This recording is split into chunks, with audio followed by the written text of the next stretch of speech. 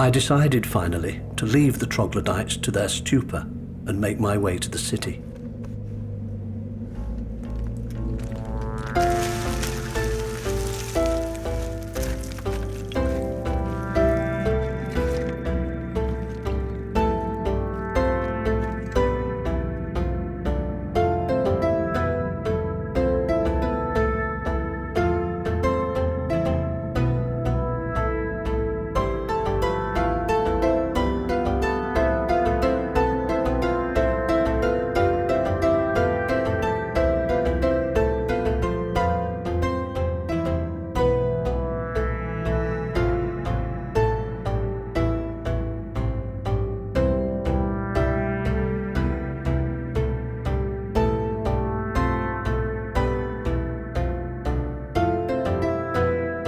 Misled by the city's enormous size, I had thought it was much closer.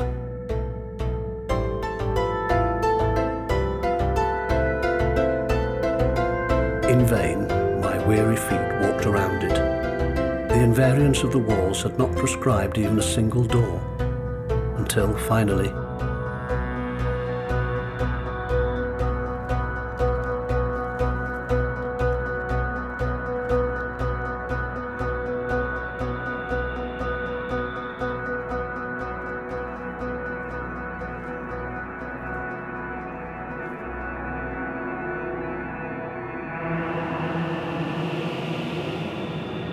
I descended into a chaos of squalid chambers, having to feel my way in the darkness. I know not how long I wandered under the earth. It began to seem so incredible that anything could exist save cellars and long, forking subterranean corridors. I am not certain how many chambers there were. My misery and anxiety multiplied them. The silence was hostile and virtually perfect.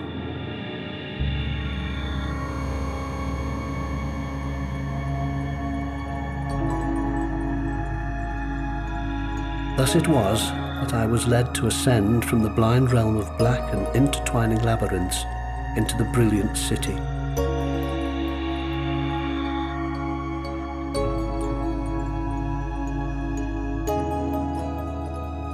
I was arrested by the great antiquity of the architecture. I felt that it had existed before humankind, before the world itself. Somehow, terrible to the eyes, it seemed to accord with the labours of immortal architects. I corrected myself. The gods that built this place have died. I then reflected upon its peculiarities and told myself the gods that built this were mad.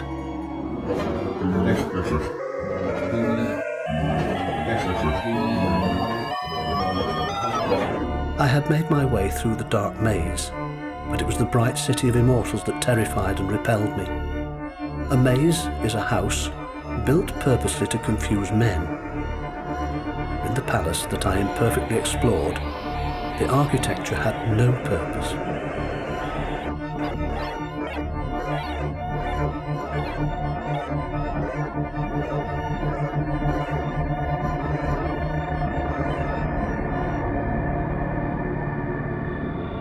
I cannot recall the stages by which I returned.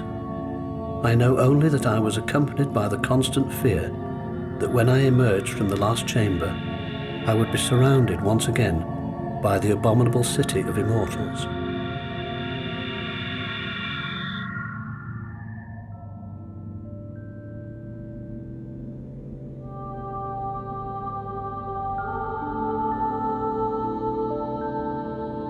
So great was my relief that I had escaped the city, or maybe so great had been my loneliness, that I thought that this primitive had been waiting for me.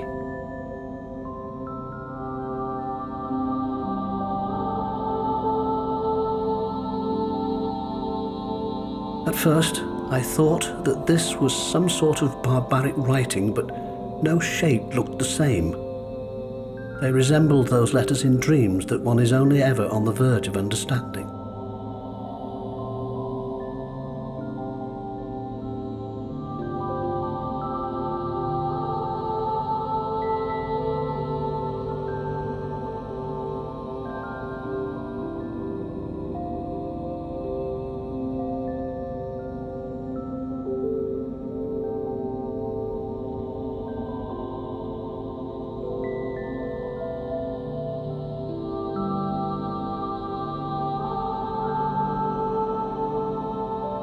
Inspired by the scrawling in the sand, I resolved to teach my new friends to recognize, perhaps even to repeat a few words.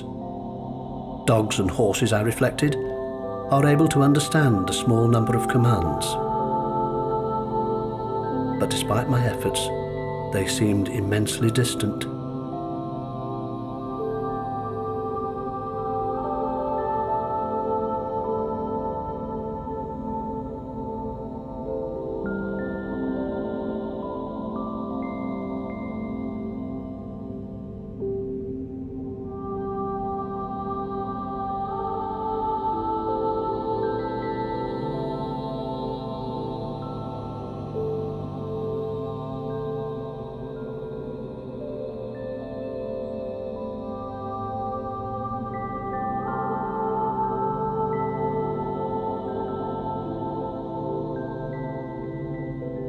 I reflected that we lived our lives in separate universes, that our perceptions were identical, but they interpreted them differently than I. Perhaps for them, there were no objects, but rather a dizzying play of swift impressions.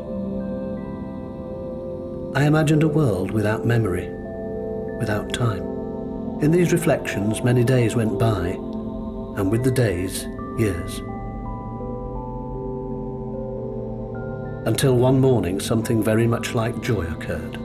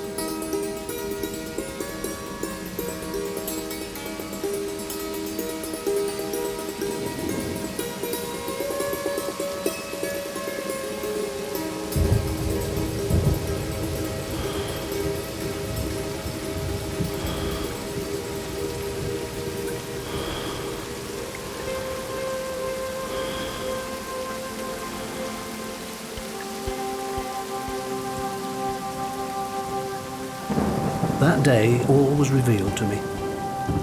The troglodytes were the Immortals, the stream, with its sand-laden waters, the river that grants eternal life. There is nothing very remarkable about being immortal.